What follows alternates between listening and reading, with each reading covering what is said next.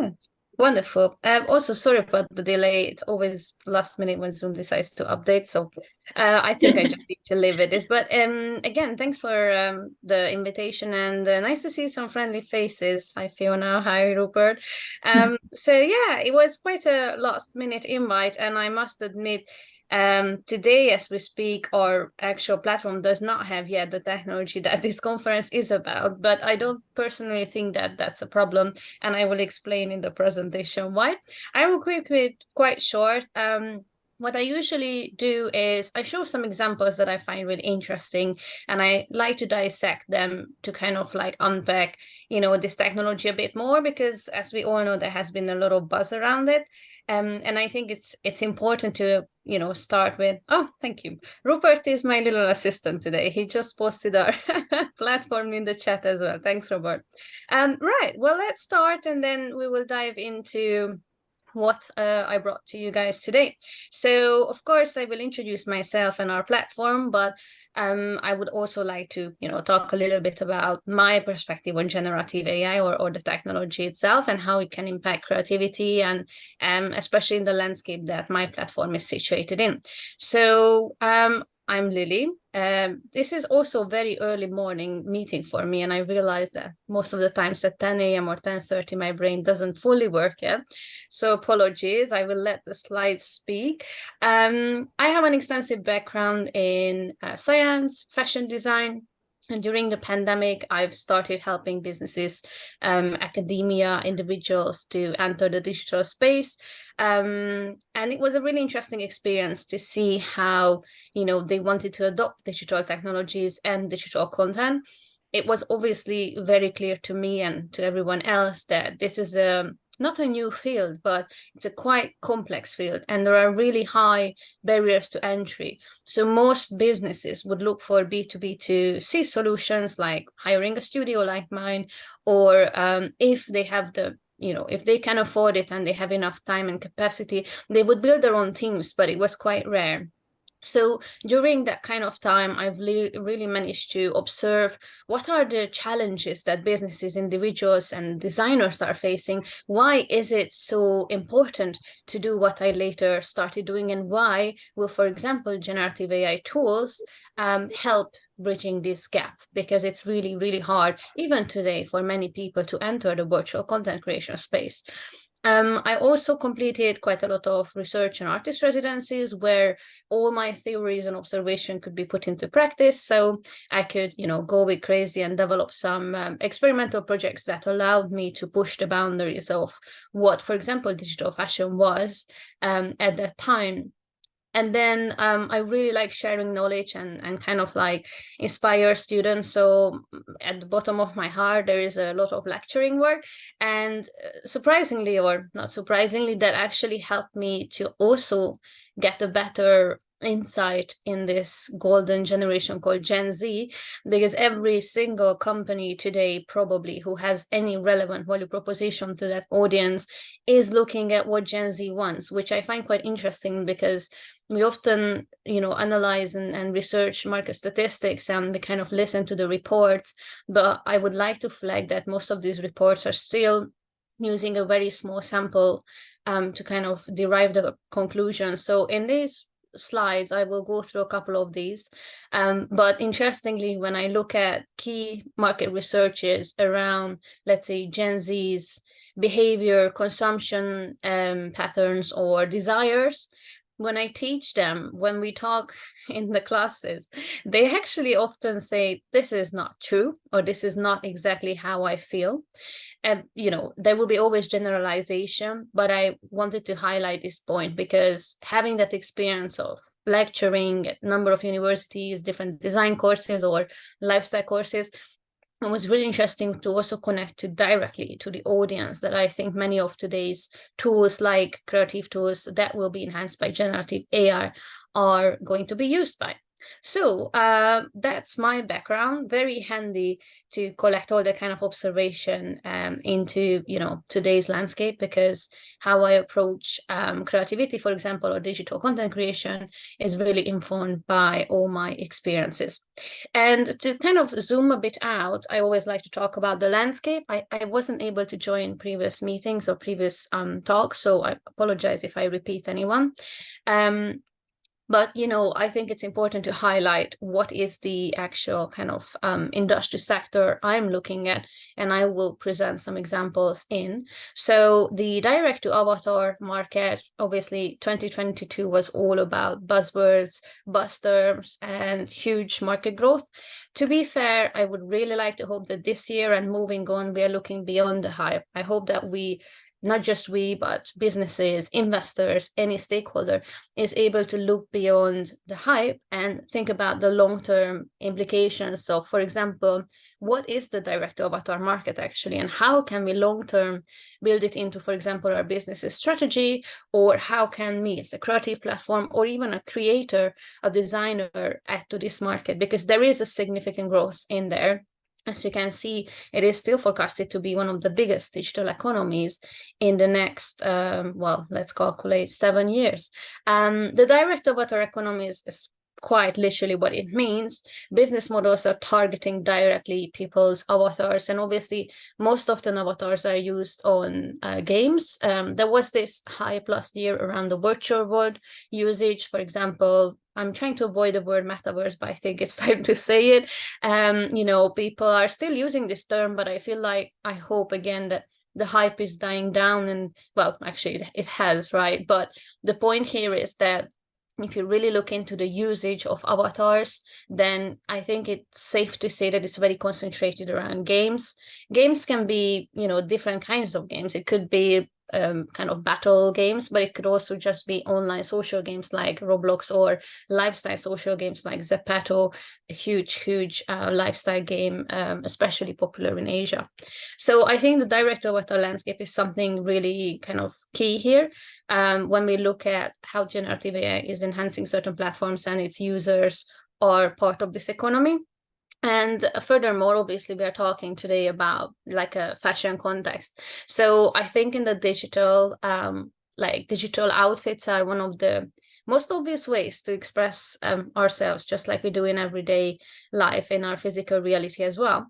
So I think it's important to kind of mention how, you know, popular the purchase of gaming skins are, and from game companies as well as fashion brands, as well as endless, you know, different stakeholders like musicians. We have seen in the last couple of years really exciting partnerships where their identity was inserted into games in the form of skins, simple digital outfits that you can wear in platforms like Zepeto, Fortnite, Roblox, and so on. So I find it really interesting to highlight, for example, Fortnite had a collection last year, which was part of an NFL project, and it was sold out almost immediately. And, you know, the amount of skins and the kind of revenue just from the couple of weeks or months of project was incredible. So again, when we are zooming in again to user-generated content and how creative platforms are kind of changing, I like to highlight that, like, my segment is really the virtual outfit landscape, like how is it being done today and how will it be done tomorrow. And then, of course, again, I really like to highlight the actual users or the actual individuals in these platforms. This is where, as I said in the beginning of the talk, I'm very cautious of referring to market statistics because they are there to inform us, but I would like to, you know, kind of warn everyone to be critical about them. So, for example, this report here on the right-hand side, the Roblox Parsons Metaverse Fashion Report, is something that was really interesting when it came out end of last year. We in the industry were super happy because finally we have something tangible, and it is a great report. I really encourage anyone to read it. It talks a lot about, you know, this kind of target audience's behavior and kind of pain points and needs and their connection to their digital self or their digital avatar and what that avatar wears, representation, inclusivity, and diversity. But I would also like to highlight that actually, if you look into the sample size, as I mentioned before, it's not that big. So you can take conclusions from any sample size and call it, a finding.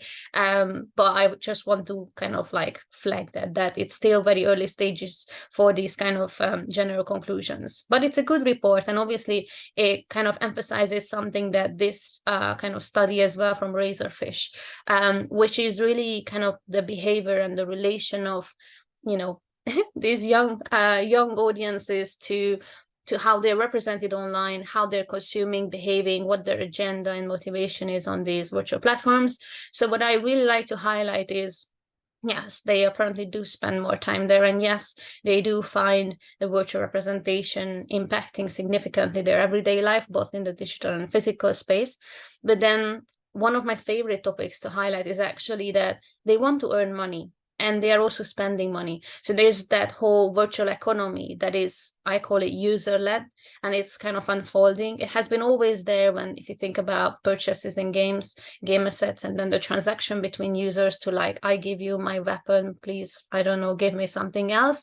But I think going ahead, this will be key. And I think generative AI will also impact this significantly, because if you think about it, users buy assets, features, I don't know, effects, enhancements in a game, and then they trade that between each other. So the more opportunity they have to create those assets, the more this economy will flourish.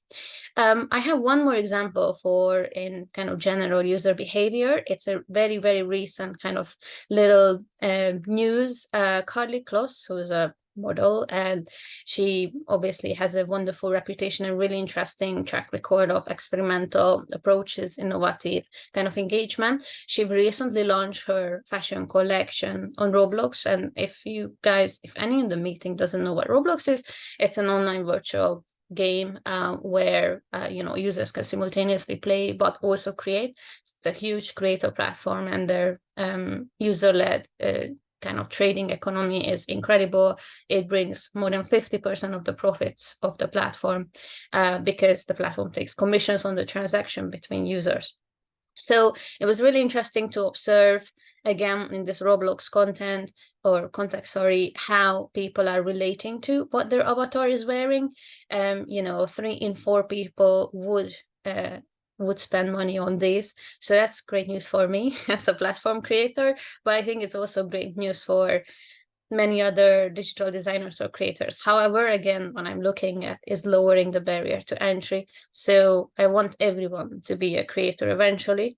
But in this particular kind of drop, for example, the dress that she is wearing and then the avatar is wearing as well as a digital version, it was sold out. And then you can see how from 500 Robux, which is the currency used on the platform, through trading and scarcity, it became a very, very high valued item.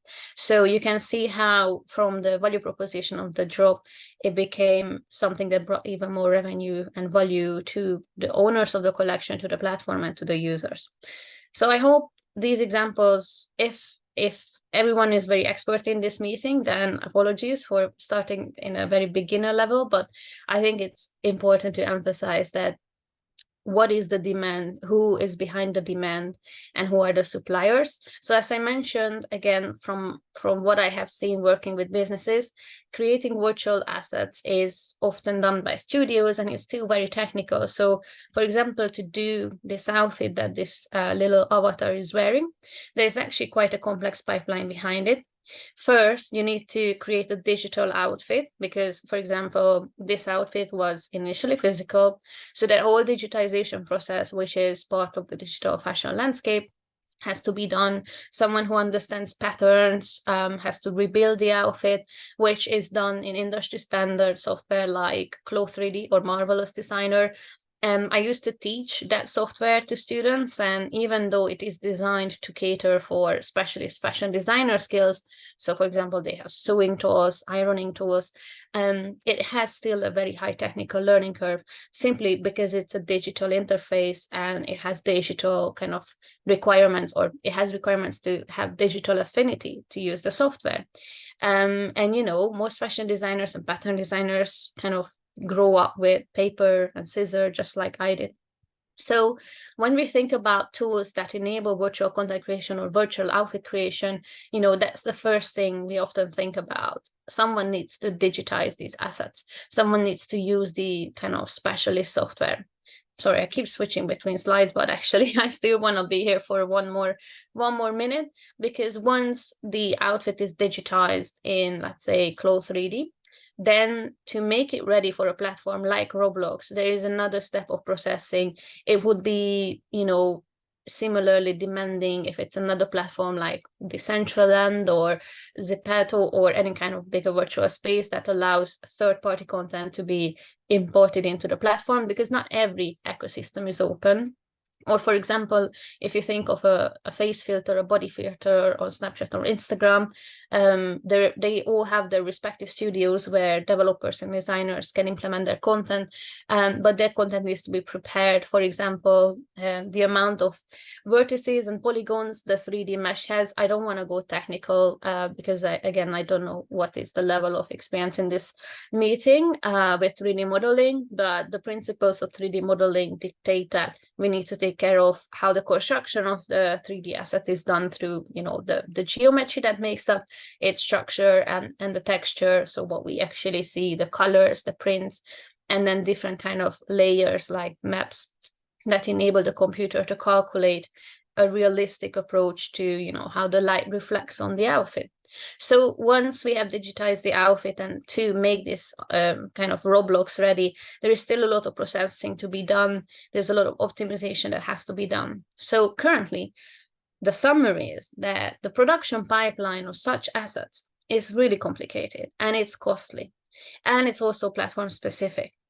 So where, in my opinion, it's important to mention generative AI when we talk about the digital fashion landscape, is asset creation and asset texturing. And then eventually we will arrive to Genera as well, which is my platform.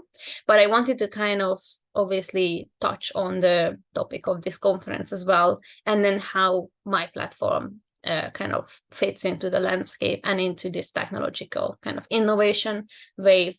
So I have a couple of examples of generative AI applications with digital fashion. Again, if they have been shown already, apologies, and if they will be later, apologies.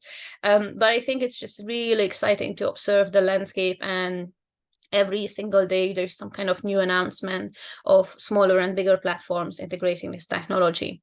So the most kind of obvious implementation of this technology is text to image, or text to 3D, but text to 3D, so generating from text like an actual geometry, is, I think, even more in early stages than the current applications, so I'm very cautious of mentioning it. However, text to image is something that, is quite tangible. You type in a sentence and it generates a visual, and you're happy, because if you don't have any graphic skills or no understanding of how to design for a 3D surface, then what else will you do? So in my opinion, lowering the barrier to entry in this digital content creation space, these tools are wonderful. So for example, Roblox very, very recently announced that they will be starting to implement this text to image tool when you're creating your avatar, when you're customizing it. So I think it's going to be a really exciting kind of phenomenon to watch, how even more users are able to have even more control over their self-representation there. Or for example, Ready Player Me, which is one of the biggest avatar platforms in the world. You can create your avatar based on your image. And then they are compatible, I think, with more than 7,000 platforms, which means that you can take that avatar into other games, other virtual worlds, other applications where, for example, you can do remote work. And obviously, again, what your avatar wears is quite important for most. If anyone in the room has ever created an avatar, I'm 100% sure you spent at least a minute thinking what to wear. And, you went through the inventory and you were like, okay, maybe this will work. No, let's change it.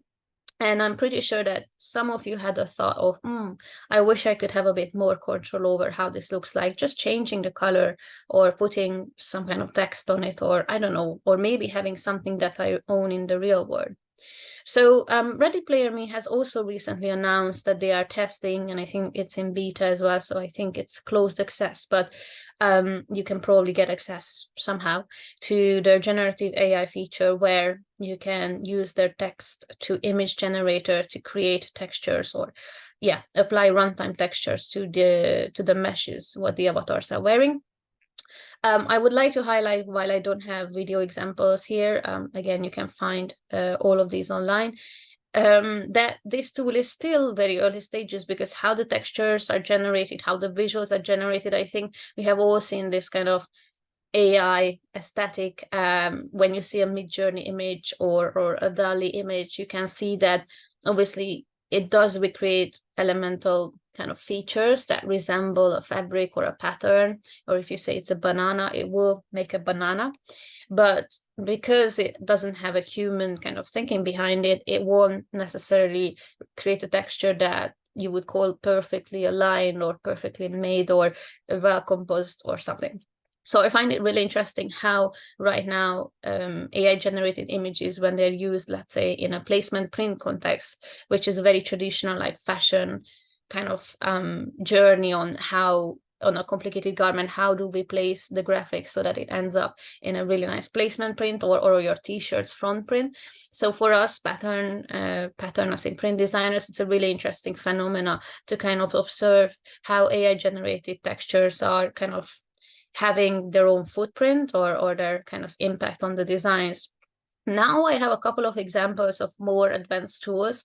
And again, I would like you guys to observe how kind of the level of entry to this tool, for example, is changing. So Roblox is a virtual game, everyone can use it, and eventually everyone can use this tool as well as Ready Player Me. There's nothing holding you back from creating an avatar and then eventually accessing that generative AI feature. However, this wonderful tool that my friends have created, VMod Fabricator, it's also in beta, and I find it really amazing, but it's also very, I think it's the next level in terms of complexity or the need to understand what's happening.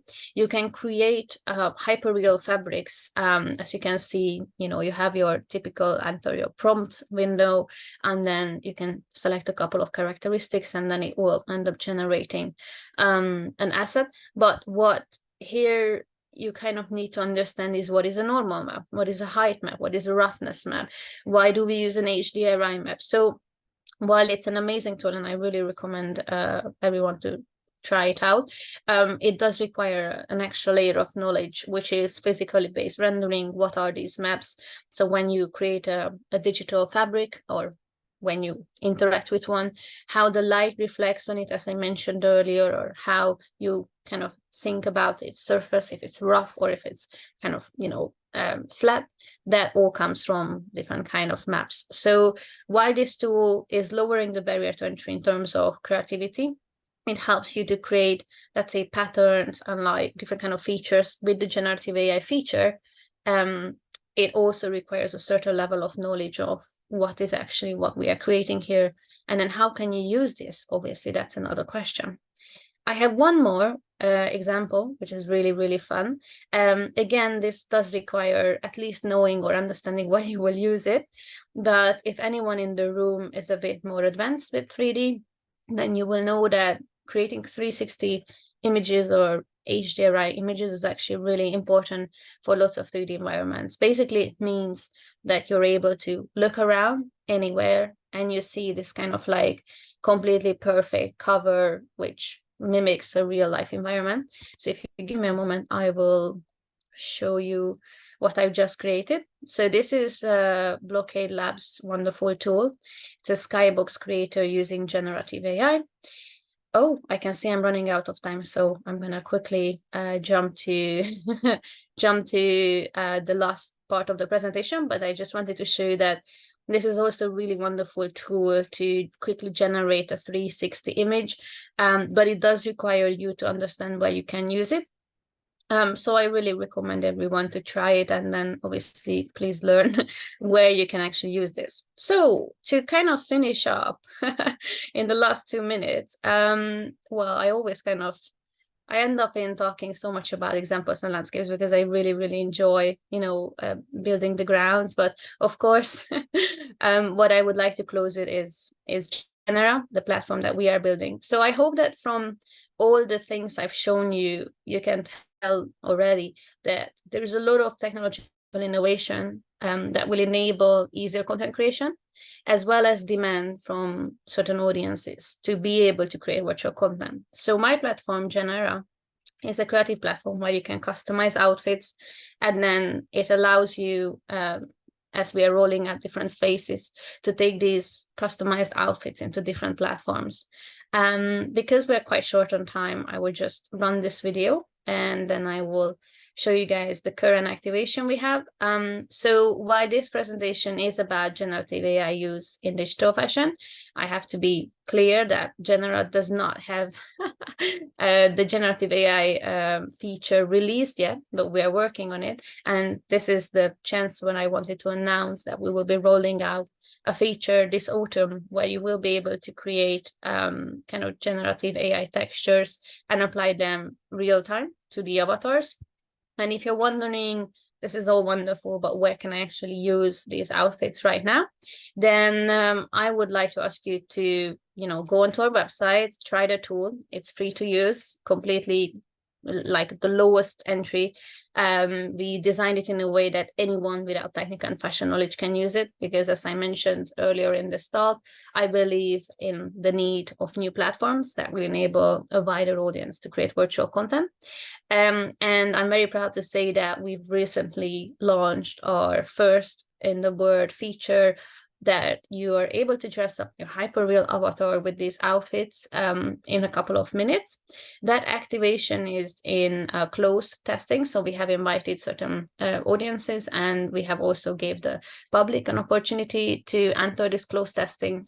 And we are right now working with these individuals to kind of, see how they feel about dressing up themselves. It's a very simple process where you design your outfit online with us, and then you can generate your avatar with our partner platform, and then you can take your outfit you made with Genera and dress it up on your avatar. It's a really interesting concept because most people who try it have been having a really interesting feeling about seeing themselves wearing an outfit that they have designed. And I think it's the beginning of a beautiful era where we will be able to be more in control of how we look online. So I just wanted to show that there are multiple ways to wear the assets that we create in Genera. And we're also working with virtual worlds like Spatial, where you can kind of visit other people's works and celebrate together. I'm a big fan of collective creativity and community-led design.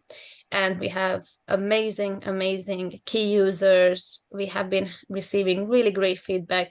So I'm genuinely very, very excited. Our team is obviously a very hardworking, very incredible team to build this platform.